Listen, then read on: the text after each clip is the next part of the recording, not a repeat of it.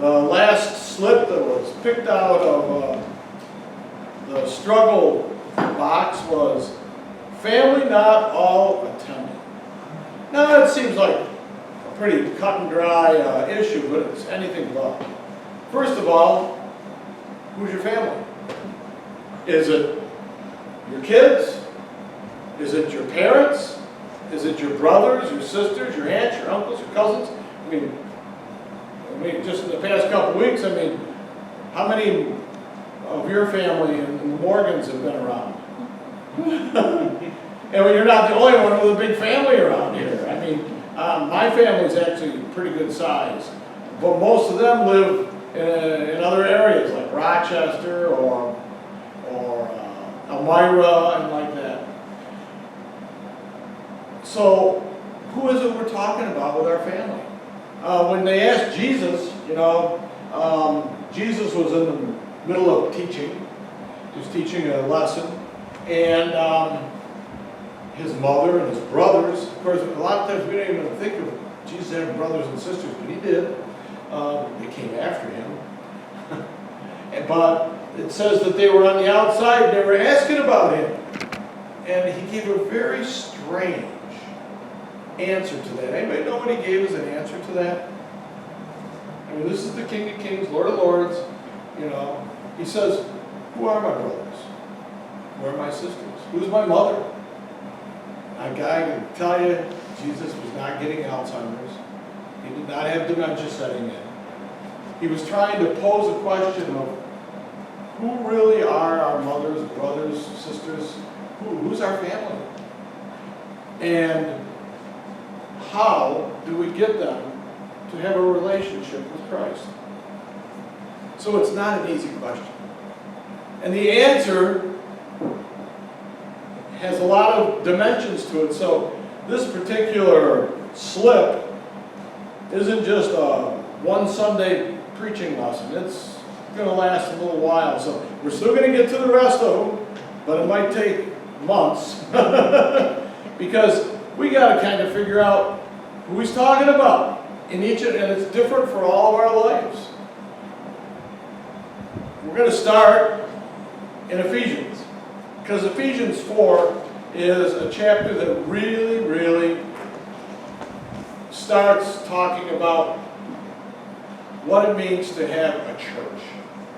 Because according to Christ, the ones that were his mothers and his brothers and his sisters were those that were gathered around him at that time. So, yes, he certainly loved his mother and his brothers and his sisters. But he said, you are my brothers, my mothers, my sisters. You that are gathered around me, you that are listening to my teaching, you're the ones. So there, when we look at our family, and especially when we talk about churches like this, small churches, and you know what? There's not an awful lot of big churches around anymore. Even the big churches aren't as big as they used to be. Something called COVID really affected every size church there is. But in a church like this, family is so important. I consider it a family church. This is only the third time I've preached here since you started your new regime.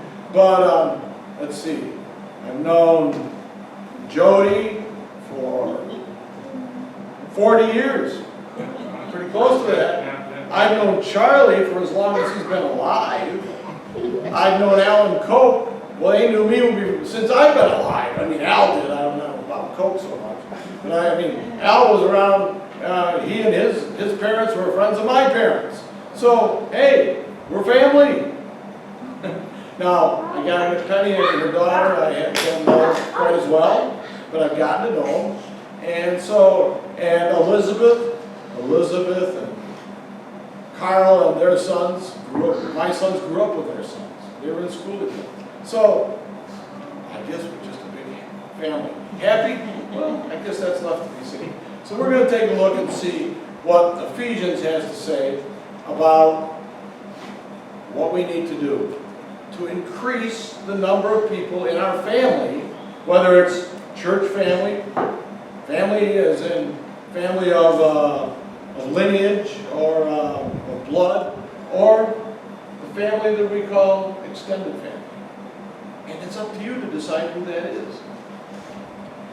The first thing we have to understand is what our attitude has to be when we approach people. Paul, he was worried about it. If you look in the book of Revelation, there's 7 churches in the first 2 chapters of Revelation, but only one of those churches has an actual book in the Bible that's designated toward it, and that's the book of Ephesians. And there's a good reason for it. The book of the church of Ephesus was an anchor church. It would be considered a church that planted other churches, a church that was one of the big guys, one of the ones that really other churches looked up to. Well, if you look in the book of Revelation, in fact, it doesn't, I'm going to quickly go there and just give you an idea of what John said about the church of Ephesus. This would be in Revelation 2. You don't have to go there. It's a relatively short passage, but it's interesting what he has to say about it, and it feeds right in to actually the church of Ephesus. Now, it's the first church that is spoken about among this group of 7 churches, and I think the reason is because it is probably the atypical church of today. It says, "To the angel of the church of Ephesus write, these are the words of him who holds the 7 stars in his right hand and walks among the 7 golden lampstands." That means the church, the light. Every week you light these candles. There's a reason you do that, and it's because light is a critical part of the church. It says in some of these other ones that if these churches don't do what they're supposed to do, God's going to take the light right away from them. There won't be a light in the community. And the lampstands, Jesus walking with them means, did you ever think about it when you're sitting in church? That maybe Jesus is sitting right in front of you? How cool would that be, or would it? And Jesus is right here. He says he's walking among all the churches. Okay, so I know your deeds, your hard work, your perseverance. I know that you cannot tolerate wicked men, that you have tested those who claim to be apostles and are not, and have found them false. You have persevered and have endured hardships for my name and have not grown weary. This church rocks, doesn't it? I mean, it is great. Doesn't it sound good to you? I mean, the hardworking. They've made sure that they don't allow evil into their midst. They've really, this church is the church everybody wants to belong to. Or is it? Yet, I hold this against you. You have forsaken your first love. Remember the height from which you have fallen. Repent. Do the things you did at first. If you do not repent, I will come to you and remove your lampstand from its place. But you have this in your favor. You hate the practice of the Nicolaitans. I'm not going to get into that. Let's just say they weren't great people, which I also hate. He who hears and has an ear, let him hear what the Spirit says to the churches. To him who overcomes, I will give the right to eat from the tree of life, which is in paradise of God.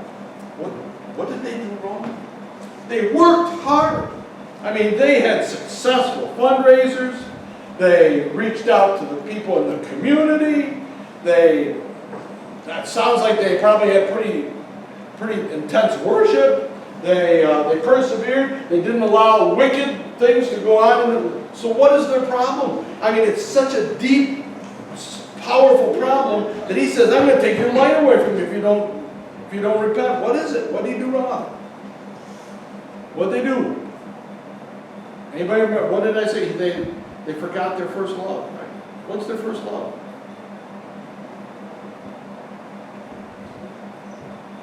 The cross.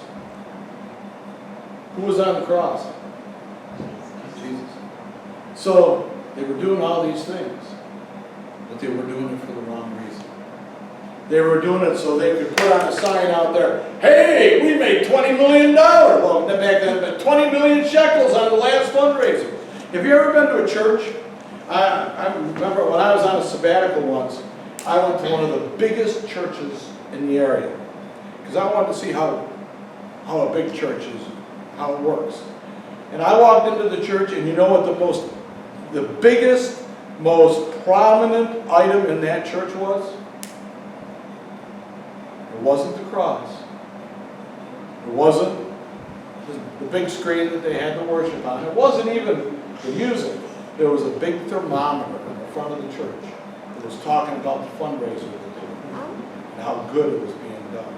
Huge. I mean, this thing was 15 foot high. And that was the focus of their service. How can we raise this money? Aren't we doing great work? It's not that Jesus doesn't want us to do these things. He does. But He wants us to do it for the right reason. And the right reason, the first reason, the primary reason above all, is to let the light of Christ shine through us. If we do a fundraiser, if we do a ministry, if we do a mission, whatever we do, if we do it and people don't see Christ shining through us, we have failed. We've failed. And that's what happened to this church. They were good. They did a lot of wonderful things. But they were doing it for the wrong. They were doing it to make themselves look good. They were doing it so they got the headlines in the Nazarene paper. I don't believe a lot of people today, I think it's even less than it used to be, read the Bible like they used to. I don't even think a lot of people in the church read the Bible like they used to. I think sometimes it gets pulled down off the shelf if they really need to look up something. I think that some people are good at doing these 10-minute devotionals and say, yep, did my devotional for today, 10 minutes. And I'm not saying that even the people in the church aren't praying enough. I think a lot of us are praying more than we ever did before. But I would say the average person out there in that world, they're not reading the Bible, but they're reading something else. What are they reading? What are they reading? Now, and I'm not talking about reading the junk and the garbage, but they're reading something else that they're looking about Christ. They're reading something else about Christ. What do you think they're reading?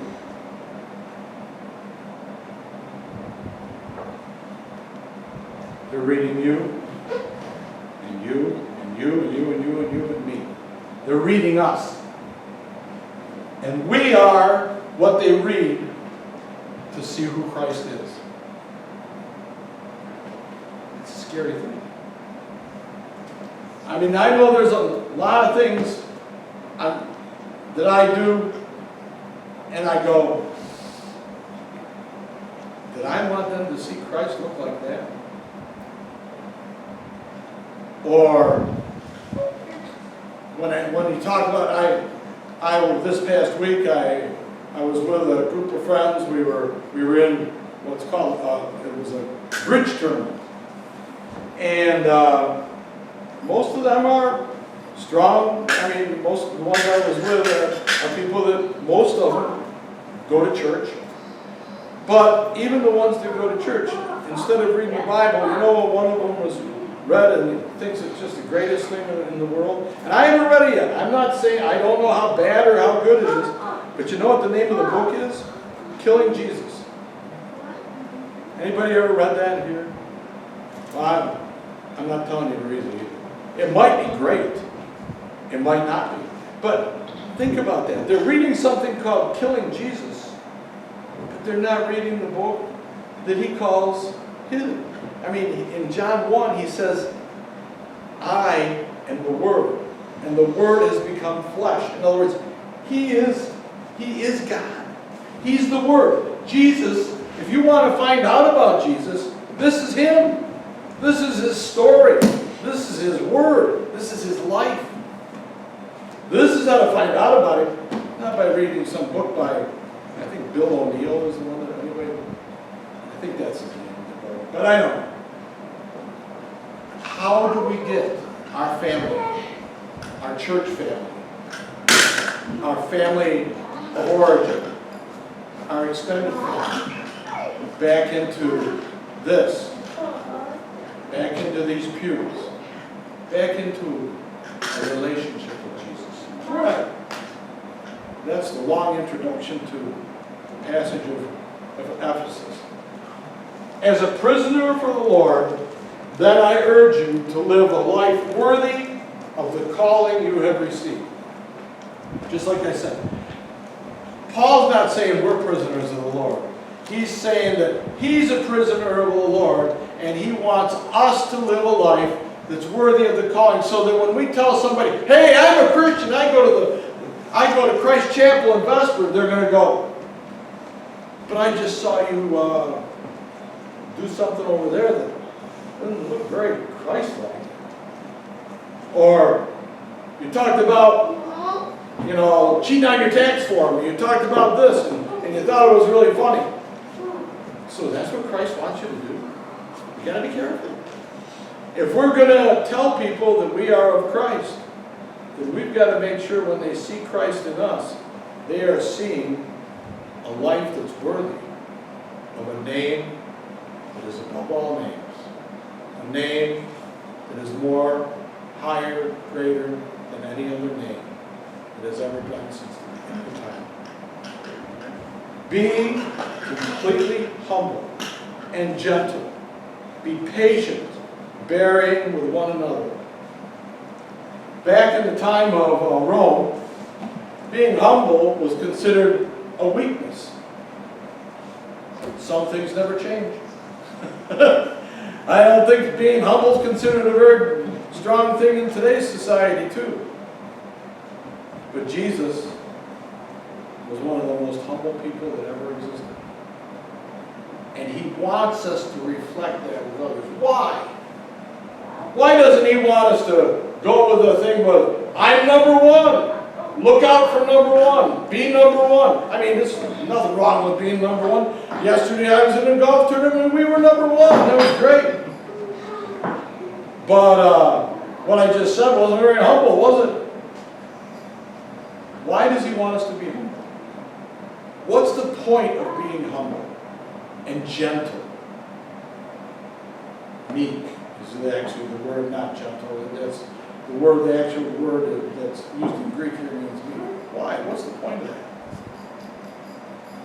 Is there a point to it, or is it just something he wants us to do that's hard to do? If you're humble, if you're meek, and you're in a relationship with someone else, what does that mean?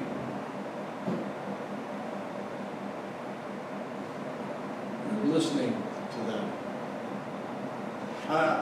Everybody knows, not everybody, but most people know me and Tully by my dog Stevie, the Basset Hound. And Stevie, one of the reasons they know him better than me, is because he is the most passive dog in the world. When he was young, you could stick your whole fist in Stevie's mouth and he wouldn't even bear down on it, because he'd go, well, if you want your fist in my mouth, then like this, that's okay. What you gonna do? You're gonna put something in there? You're gonna feed me with it, or are you just gonna leave it in there? And I'm telling you, that he wouldn't bite anything. And he tried to make, most hounds, they try to chase rabbits. He tried to make friends with rabbits. It didn't matter who it was, what it was. When I used to work for Peace, he went out there and he was the one. If these kids, because we had in our center, we had a lot of kids because we had a clothes closet, we had food pantry and all that stuff. And kids would come in there and they'd just be making all sorts of noise and raising all sorts of ruckus, and Stevie would come out, oh, and he'd lay over on his back, and all of a sudden the kids would calm down and they'd pet him and everything, because he was just probably the most humble being I've ever met. He didn't care about anything but just making sure that people were happy. Jesus wants us to go up to other people and listen. Use the ears more than the mouth. Be humble. Allow them to talk. Don't try to always tell them you're right. Don't give them your opinion on everything. You know, if Jesus gave everybody his opinion on everything, we probably wouldn't be reading his word today. Think about it, the woman that was caught in adultery. He had every right to throw the first rock at her, didn't he?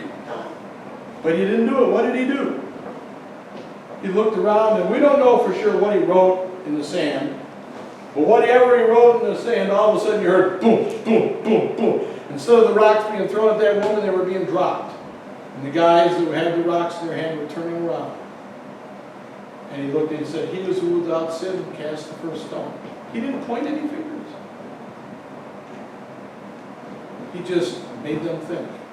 And when he looked at that woman, he said, "You awful woman, why did you do what you did?" He just looked at her and he said, "You know, you're forgiven. Go and do it no more." We have to be like that. He says, bearing with each other in love. Make every effort to keep the unity of the Spirit through the bond of peace. Can you imagine what would happen if our world did that today? Oh my goodness. What would we have in the headlines? There would be no papers, or there would be no headlines, because can you imagine if they said, well, everybody decided to just have peace today. No more fighting, no more arguing. There's one body, one Spirit. Just as you were called to one hope, when you were called, one Lord, one faith, one baptism, one God and Father of all, who is over all, through all, and in all. That's the beginning of how to find a way to bring our families, however you identify as a family, back to church. First, understand that we are a reflection of Christ to the world out there. So we have to be careful about the reflection we show to others of Christ. Second, we have to approach people humbly and meekly.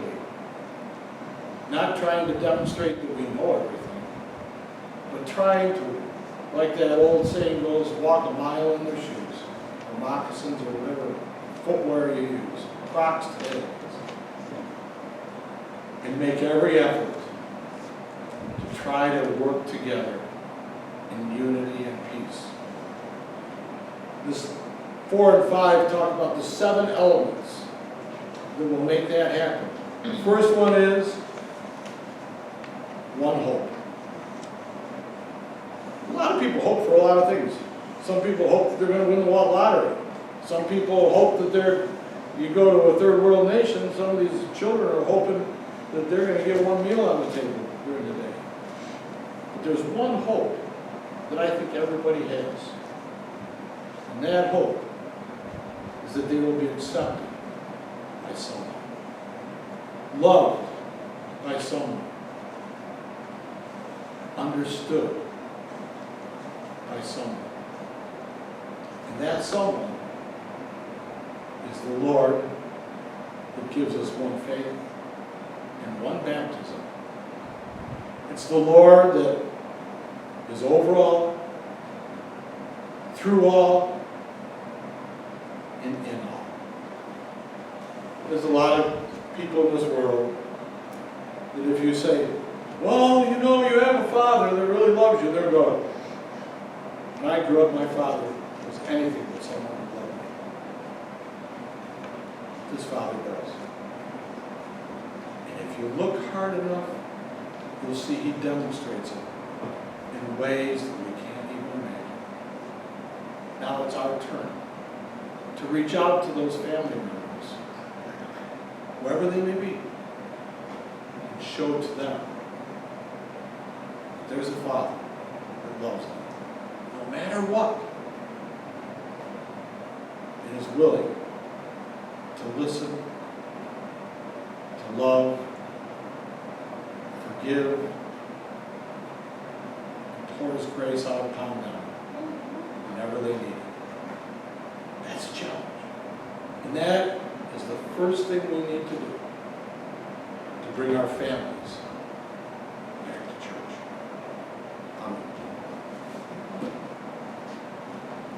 Final hymn is Fly.